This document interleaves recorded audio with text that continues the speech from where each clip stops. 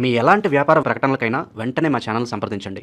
అందరికీ నమస్కారం. నేను శిరీష. ఈరోజు మనతో పాటు ఉన్నారు ప్రముఖ ఆధ్యాత్మికవేత్త, జ్యోతిష్య, వేద పండితులు పవన్ కుమార్ శర్మ గారు. గురుగారితో మాట్లాడదాం. గురుగారు నమస్కారం. శ్రీమాత్రే నమః. గురుగారు, ఈ నవంబర్ మాసంలో మిథున రాశి వారికి ఎలా ఉండబోతుందంటారు? మిథున రాశి వారికి ఈ నవంబర్ నెల మంచి అనుకూలాలను తెచ్చిపెడుతోంది అని చెప్పాలి. ఈ నెలలో మారుతున్నటువంటి గ్రహ సంపత్తిని మనం మిథున రాశి వారికి చూసినట్లయితే, ఈ నెలలో శుక్రుడి యొక్క మార్పు 5వ స్థానంలో నుంచి 6వ స్థానంలోకి రావడం, అలాగే బుధుడు 6వ స్థానంలో వక్రగతిని పొందడం, అలాగే రవి యొక్క మార్పు కూడా 6వ స్థానంలోకి వెళ్ళడం, దీనివల్ల వీళ్ళకి మిశ్రమమైనటువంటి ఫలితాలు కనపడుతున్నాయని చెప్పాలి. ప్రథమార్థంలో అంతా కూడాను వీళ్ళకి కొంత అనుకూలమైనటువంటి వాతావరణం ఉండకపోవడం లాంటిది కనపడుతూ ఉన్నది. ఎందుకంటే ఎప్పుడైతే శుక్రుడు 5వ స్థానంలోంచి 6వ స్థానంలో ప్రవేశించాడో స్వల్పంగా ఆర్థిక మాంద్యం కనపడుతుంది. కానీ వీళ్ళకి ద్వితీయంలో ఉన్న గురుబలం వల్ల అద్భుతమైన యోగం కలుగుతుంది. ఎందుకంటే గురుడు ఉచ్చస్థితిలో ఉన్నాడు కర్కాటక రాశిలో, మిథున రాశిలోంచి కర్కాటక రాశిలోకి వచ్చాడు. దానివల్ల ఆర్థికపరమైన పరిస్థితులు కనపడుతున్నప్పటికి కూడాను ఒక్కొక్కసారి మనం ఎక్కడ ఖర్చు పెట్టాలో అక్కడ ఖర్చు పెట్టకుండా ఏది అనవసరమైన ప్రదేశమో అక్కడ ఖర్చు పెట్టడం కనపడుతుంది. అనవసర వ్యయం ఈ రాశి వారికి కనపడుతుంది. ఇక రెండవది, ఎప్పుడైతే రవి మారేంత వరకు వీళ్ళకి ఉద్యోగంలో కూడా మిశ్రమ ఫలితాలు ఉన్నాయి. ఎప్పుడైతే 16వ తారీఖు తర్వాత రవి 6వ స్థానంలో ప్రవేశించాడో వీళ్ళకి అద్భుతమైనటువంటి యోగాలు కనపడుతున్నాయి. అంటే ద్వితీయార్థం వీళ్ళకి చాలా బాగుండబోతుందని చెప్పాలి. ఎవరైతే ఇప్పటివరకు ఉద్యోగాలు లేకుండా బాధపడుతున్నారో వాళ్ళకు కూడా ఉద్యోగాలు వచ్చే అవకాశాలు ఉన్నాయి. ఎప్పుడైతే రవి బుధులు ఒకచోట చేరుతున్నారో మంచి అనుకూలమైన వాతావరణం, ఉద్యోగం లేని వాళ్ళకి ఉద్యోగం, ఉద్యోగంలో ఉన్న వాళ్ళకి ప్రమోషన్లు, అధికారుల నుంచి ప్రశంసలు, అటువంటి వాతావరణం ఈ రాశి వారికి కనపడుతున్నది. అంతేకాకుండా షష్ఠే రవౌ ఎత్ర కార్యార్థ సాధనం అన్నట్టు 6వ స్థానంలో రవి ఉన్నప్పుడు ఏ కార్యం మొదలుపెట్టినా అది పూర్తయిపోతుంది అని చెప్పాడు. ఇంకా దాంట్లో మనం వెనక్కి తిరిగి చూసుకోవాల్సిన అవసరం లేదు అని.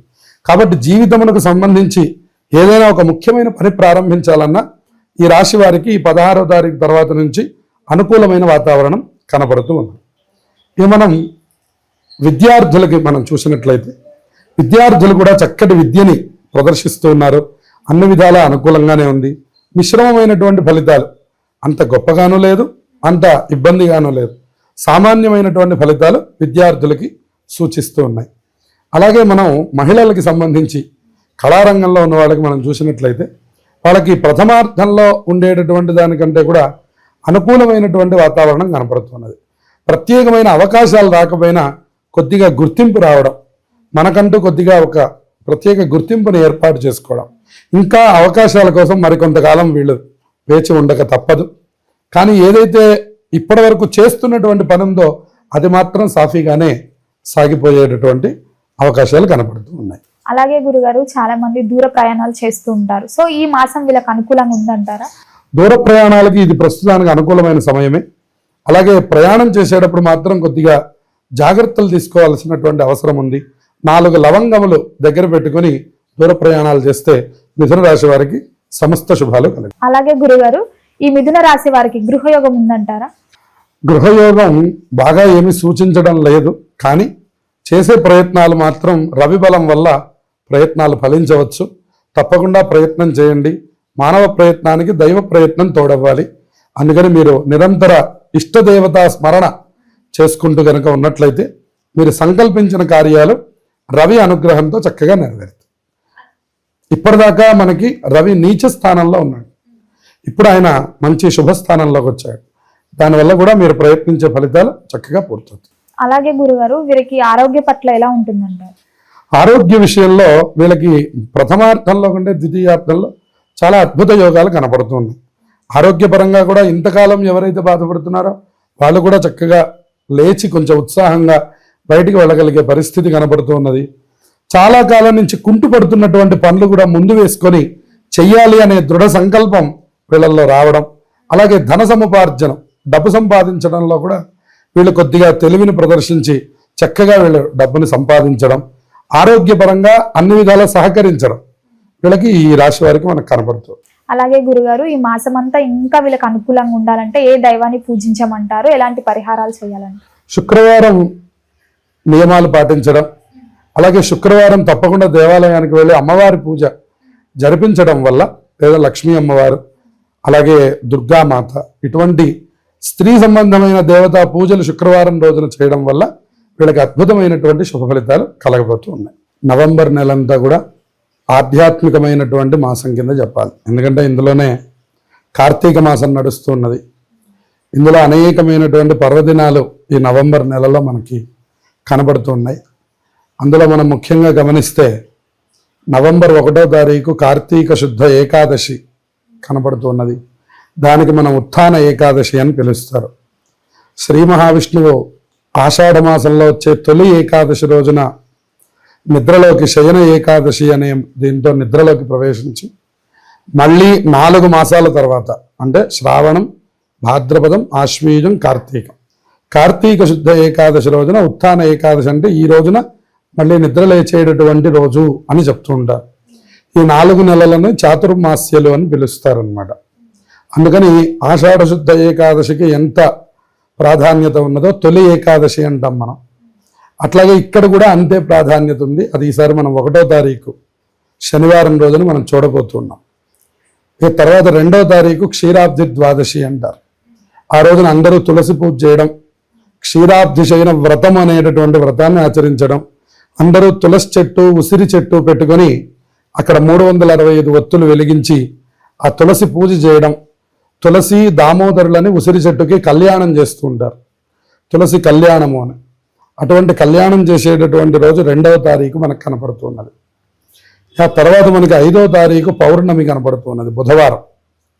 5వ తారీఖున పౌర్ణమాస్య రావడం అనేటువంటిది చాలా విశేషంగా ఈసారి బుధవారం వస్తున్నది.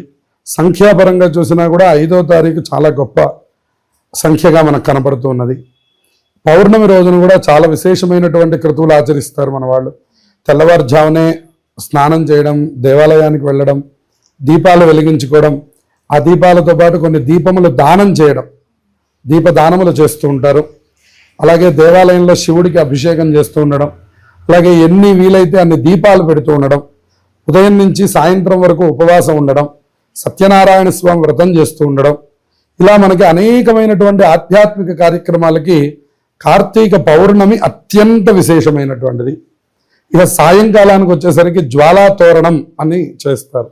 శివాలయాల్లో ఒక గడ్డితో వెలిగించినటువంటి ఒక జ్వాల మధ్యలో నుంచి శివపార్వతుల యొక్క ఉత్సవమూర్తుల్ని అటు ఇటు తిప్పుతారు. దాన్ని జ్వాలా తోరణం అంటారు. అది దర్శనం చేస్తే ఒక 10 జన్మలలో చేసిన పాపం పోతుంది అని చెప్తారు. అది కూడా ఈసారి మనకి 5వ తారీఖు మనకు కనబడుతున్నది. ఇక తర్వాత మనకి 8వ తారీఖు సంకష్టహర చతుర్థి ఉన్నది. సంకష్టహర చతుర్థి మనకి ప్రతి నెల వస్తూ ఉంటుంది.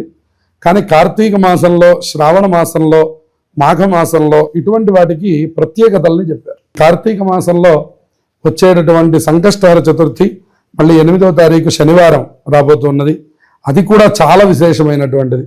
ఎవరెవరైతే ఏలినాటి శనితో బాధపడుతున్నారో వాళ్ళు ఆ రోజున అందరూ ఉపవాసం ఉండి తప్పకుండా గణపతి ఆరాధన చేస్తే వాళ్ళందరికీ శని బాధలు తొలగిపోతాయని చెప్పారు. ఎందుకంటే మనందరికీ తెలిసిన కథ, శని భగవానుడు రోజు వచ్చి ప్రతి దేవతని కూడా ఆయన పీరియడ్ వచ్చినప్పుడు ఆయన తప్పకుండా ఆయన పీడిస్తాడు. అలా శివుడి దగ్గరికి రావడము మనకి తెలుసు. కానీ గణపతి దగ్గరికి వచ్చినప్పుడల్లా ఆయన రేపు రా అంటున్నాడు. ఆయన వచ్చిన ప్రతిసారి రేపు రా అంటున్నాడు. ఆయన ఎన్నిసార్లు చూసినా కూడా రేపు రా అంటున్నాడని చెప్పని ఆయన చివరికి వెళ్ళడం మానేసేట శని భగవాన్. అందుకని శని పీడలు ఉన్నటువంటి వాళ్ళకి గణపతి ఆరాధన చాలా విశేషమైనటువంటిది. గురుగారు, మొత్తం మీద ఈ నవంబర్ మాసంలో మిథున రాశి వారికి ఎలా ఉండబోతుంది, ఎలాంటి జాగ్రత్తలు తీసుకోవాలి, ఏ దైవాన్ని పూజించాలో తెలియజేసినందుకు ధన్యవాదాలు. శుభమస్తు.